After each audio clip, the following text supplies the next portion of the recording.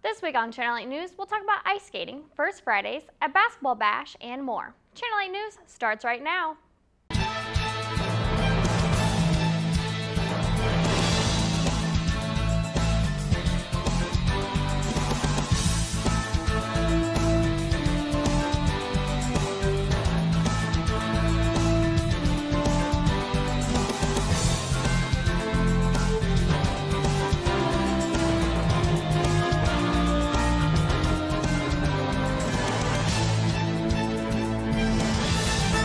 Thank you for tuning in to Channel 8 News. I'm Anastasia Tuttle. Last Thursday evening, Hayden Ali had the opportunity to attend a Halloween party for the disabled. Hayden? With Halloween last week, it was only fitting to cover a story over different Halloween games and activities. Every year, kids from all ages on October 31st dress up. Kids of all ages like to dress up in different costumes. With classic costumes such as superheroes, vampires, and famous sports stars. Of course, no one can forget trick-or-treating and all the candy one has the opportunity to get. There were also a lot of fun Halloween games for kids, such as pin the tail, balloon popping, and chances to get even more candy through different types of games. Halloween is celebrated all over the world and for many people is their favorite holiday of the year. Reporting for KNWT Channel 8 News, this has been Hayden Ali. Thanks, Hayden. Last Friday night, Craig Richard attended SAC's ice skating event held at the Bell Tower. Craig? Last Friday, the Student Activity Council had an iceless ice skating rink by the Bell Tower. Brianna shares how she hopes this event impacted students. I hope that it brings students together, and I hope that they want to stay at Northwest because of events like this. It's just something fun for them to do on certain days. I'm weekends, so I plan just Friday night events. So our events are just to keep people on campus and keep people loving Northwest. Colton discusses why he decided to take his Friday night and try out some ice skating. I'm a pretty big hockey fan, and strangely enough, because I'm from a small town in Iowa, so there's not much ice skating there or hockey. But I saw the poster in the student union probably a week and a half ago, and maybe want to try this. I didn't really know what to expect. Even though it was Colton's first time ice skating too, he was nice enough to help some first-timers out. It's really nice. I mean, people asking me for help, and this is my first time too, and it definitely means a lot. I mean, I don't know most of their names. I only got one of their names, and they really think that I'm good and I can teach them. Of course, I can only help them. SAC most of the time provides free food and drinks at their events. Students discuss their advantage to this. I mean, I kind of like it. It's kind of a advantage of coming to the events, so that's why I usually come, and to see people. So, well, I'm definitely never gonna turn down free food or free drink, but it's definitely nice. It's on them. It's not on us. An employee of Clowning Around tells us about what the iceless ice rink is made of. It is basically made out of the cutting boards, the plastic cutting boards, and we put some sort of oil over it. I'm not exactly sure what it's called, and it kind of simulates as ice. SAC is able to put on all these events for the student body. How can they provide this? We actually get our budget from Northwest, so it comes from a fee from tuition that everyone pays, and we just get our budget from that. So each director has a certain amount set for them for each year. So we're kind of in charge of what we bring to campus, and students are free to come to our events and join our committees and give input and tell us what they want to. SAC has so many events throughout the year. Brianna discusses upcoming events. We have Cupcake Wars. That's a late night event, and that's next Thursday. We also have a comedian coming. His name's Pete Lee, and that's my next event. It's November 10th, so it's on Friday. So it's the next week's events. This has been Craig Richard, reporting for KNWT Channel 8. Thanks, Craig. When we come back, we'll take a look at your Northwest event report. Don't go away.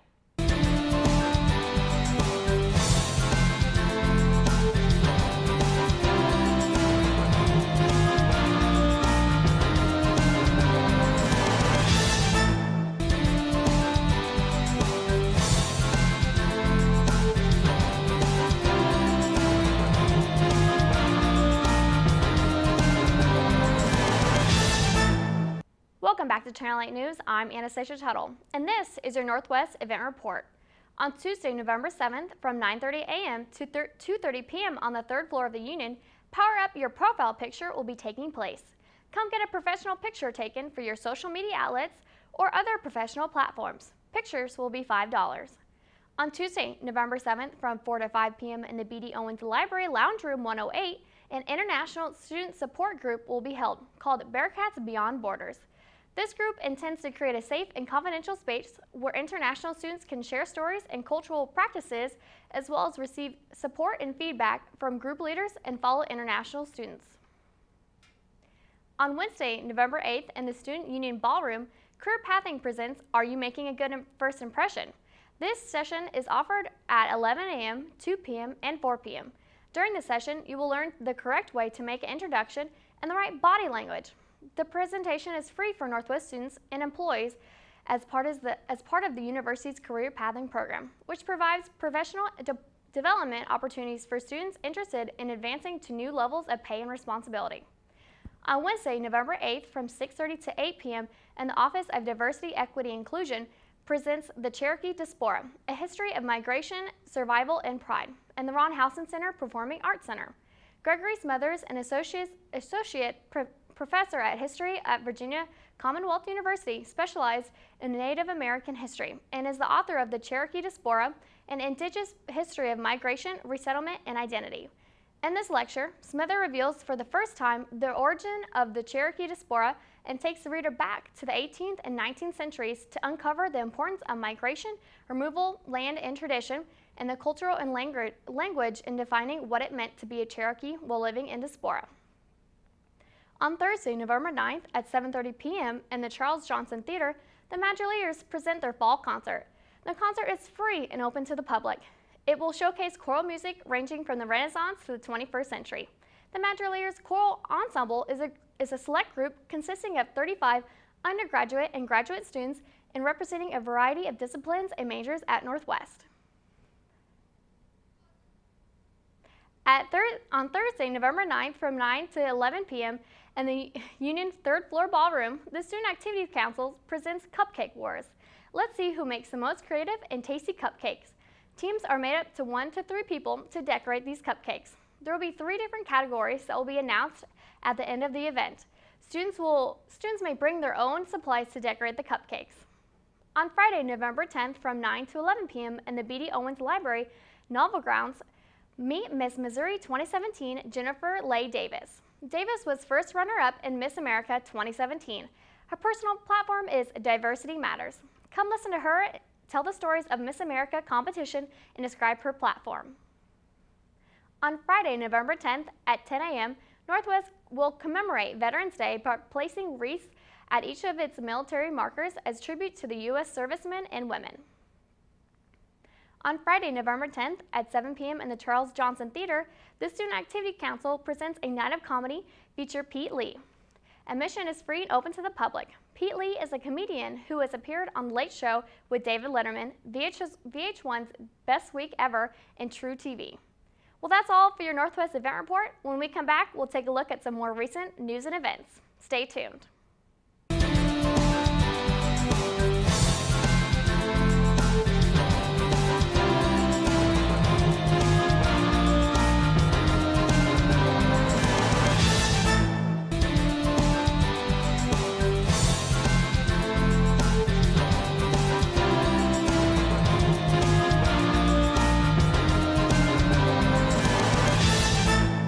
Welcome back to Channel 8 News. I'm Anastasia Tuttle.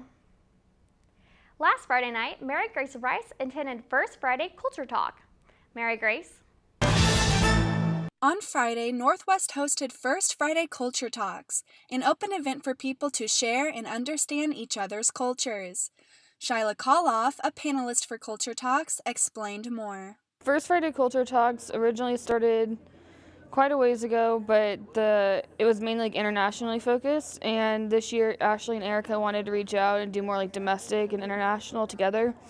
So it's just a place where people can share cultures, ask questions, and we try to have a diverse panel group so that different questions can be answered by different people. Valentino Sockway, the proctor of this Friday's Culture Talk, explained that Culture Talk is about understanding. We kind of made this program so the students can actually come and listen to one another, understand themselves, understand each other's culture. We might not really know what they do, but just try as much as possible to have those conversations, those difficult conversations, and understand it. Those who attend Culture Talk often learn new things. Pooja Podell, the Bridge for Milliken Hall, described what she learned from attending. Well, my personal experience with Friday Culture Talk has been how every time that we have so many different speakers from so many different parts of the world, that whenever we talk about certain aspects of their society or their community, there's just so many variations of it. We might have someone from Nepal talk about one aspect of it, but then next month we have someone else who talk about the same culture, but it sounds very different. So it's how personal experience or our own personal culture has an impact on how that country overall is built up in, and how not just one person has all the answers about the country, but it's about how different people and different experience make it a whole. And that's what I've learned from Culture Talk. Friday Culture Talks aim to get rid of stereotypes within cultures. Pooja talked about how people can help break down these stereotypes. Well, first of all, it's not the job of one individual. It takes a lot of people. Just asking those tough questions it's the first step. And then understanding where they're coming from, or understanding what their views are about those aspects of society, and sometimes learning from them and sometimes correcting them. I think it's a part of that process. And me as an individual, just inviting more people to Culture Talks, or challenging people to reach out to more than their own culture is something that I've been doing. I might not have that much of an impact by myself, but then the people who have been around me, they do other stuff. So they reach out to more people, and it kind of multiplies. The ripple kind of widens with time. Finally, Valentine explained what he wants for the future of Culture Talks. I want to see this program packed with people, and I want the people to not be afraid to say what they want, to bring forth their mind, start off conversations like this, because it's in conversations like this that we understand, and it's only understand that we know. And basically, people are always afraid of things they do not understand. So as long as that fear is still there, there is not much we can do. It's just having conversations like this. So my hope is that this program will be packed, not just for students, but for people also outside, the community can come to it. If you are interested in coming together with students and learning about different cultures, Friday Culture Talks are on the first Friday of every month. For KNWT Channel 8, this has been Mary Grace Rice. Thanks, Mary Grace. Last Thursday evening, Audrey Chappelle had the opportunity to attend the Bearcat Basketball Bash. Audrey?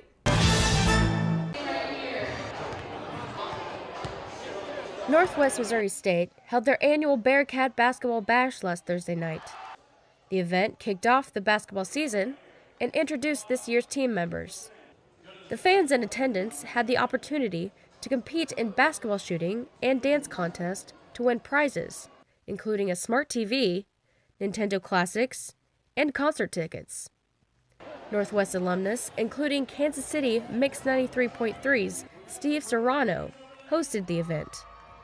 Steve said this event is to bring the Bearcat family together and to get everyone excited for the season. So the biggest thing for the Basketball Bash, we wanted to make sure that people stay engaged. We want to give away a lot of prizes, not only for you to see some of the players and watch some of their stuff and just kind of let loose and have some fun out there, give away some TVs, give away some Nintendos, have an opportunity to go on the court and shoot a three for a chance to win. Plus, some of the men's and women's basketball teams not only are going to do some lip singing, some dancing, really to kind of take them out of their normal element, but to have fun. Steve graduated from Northwest several years ago, but he enjoys returning for events such as this. It's always great to come back to Northwest because, to see these types of things when I was in school and to continue to watch Northwest continue to get better and watch how much fun that we have out here at Northwest, and people really have to see it and experience it. The night included a performance by the Bearcat Steppers and Northwest cheerleaders. Players showed their skills with a dunking contest, and they also teamed up with fans for a shooting contest. If they've never been out to a basketball bash and they didn't make it out tonight, they've got to make sure they come out and see the men's and women's basketball teams. They're going to be great to see this year. The first women's basketball game is Friday at noon at Washita Baptist University. And the first men's game is 1 o'clock Friday at the Bearcat Arena. Reporting for Channel 8, I'm Audrey Chappelle. Thanks, Audrey. When we come back, we'll take a look at some national news and events. Don't go away.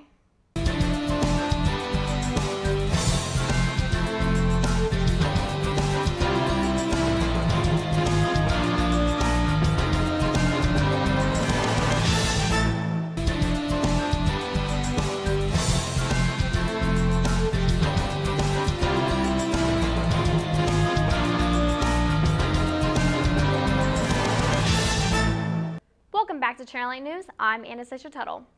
All it took was a man in a truck to inflict the deadliest terror attack on New York City since 9/11. The attacker plowed into bicyclists and pedestrians just blocks away from the World Trade Center last Tuesday afternoon. Mangled bicycles littered the streets as medics rushed to the victims. 6 victims were killed instantly, 2 others died later, and more than a dozen are trying to recover. The suspect allegedly drove a rented pickup truck onto the busy bike path, later crashed it into a school bus, and then stepped outside of the vehicle, brandishing imitation firearms. The suspect had been planning the attack for a number of weeks and did this in the name of ISIS, according to John Miller, NYPD Deputy Commissioner for Intelligence and Counterterrorism. Miller added that a handwritten note in Arabic found near the scene had both symbols and words, but the general message of it was that Islamic State would endure forever. More and more is being learned about the suspect accused of committing the deadliest terror attack in New York City since 9/11. Investigators believe the suspect planned the Halloween Day attack for nearly a year. Neighbors say they saw him go on test drives. He'd been renting the same truck, the same model truck for the past 3 weeks. At the scene of the attack, investigators found multiple knives in the truck and a note pledging allegiance to ISIS. In part, no God but God, and Muhammad is his prophet. And Islamic supplication, it will endure, a phrase commonly used to refer to ISIS. This, as sources say, the married father of 3 was not on any terror watch lists. Those who used to know him say they're shocked. Former neighbors in his hometown in Uzbekistan say he came from a good family that wasn't overtly religious when he lived there in 2006. According to law enforcement, the suspect, who moved to the U.S. from Uzbekistan in 2010, was likely radicalized while living here in the U.S. What I'm hopeful is that we'll be able to perhaps do a psychological profile here and learn what makes these people tick. When do they cross over that line? In a series of tweets, the president said he, quote, would love to send the NYC terrorists to Guantanamo and that the suspect should get the death penalty. Meanwhile, House Speaker Paul Ryan held a moment of silence on the House floor Thursday in honor of the victims. In New York, I'm Omar Jimenez reporting. This year, Amazon wants Black Friday shoppers in augmented reality. The company has rolled out its Black Friday deal store. For the first time, augmented reality is an option. Amazon says iPhone customers can shop for home, office products, decor, and electronics and get a look at how those products would look in their own homes. Here's how it works. Customers with iOS 11 installed in their iPhone 6s or later can choose to shop in augmented reality through the Amazon app. There, they can pick up a product including furniture, appliances, toys, and electronics and overlay it into their living spaces to see how it fits. The app also allows products to rotate a full 360 degrees so users get the full experience. Some Toledo officers traded in their uniforms for superhero gear on Monday. They did it to help brighten the day of some local children. A lot of children are looking forward to a night of trick-or-treating for Halloween, but many kids can't get out and enjoy the night because they're hospitalized. ProMedica Toledo Children's Hospital and the Toledo Police Department teamed up to bring the festivities to them. It's the kind of thing a lot of kids dream about, superheroes rappelling down the side of a building. Many of these children spent difficult hours, days, weeks, and even months in the Toledo Children's Hospital. The children and families in the hospital say that they are forever grateful for the members of the police department to brighten their day. Well, that's all the time we have for this week. For more information on stories that matter to you, like us on Facebook at /Watch Channel 8 News or follow us on Twitter at KNWT 8 News. KXCV Bearcat Coaches Show is up next. From all of us here at Channel 8 News, I'm Anastasia Tuttle. Have a good night.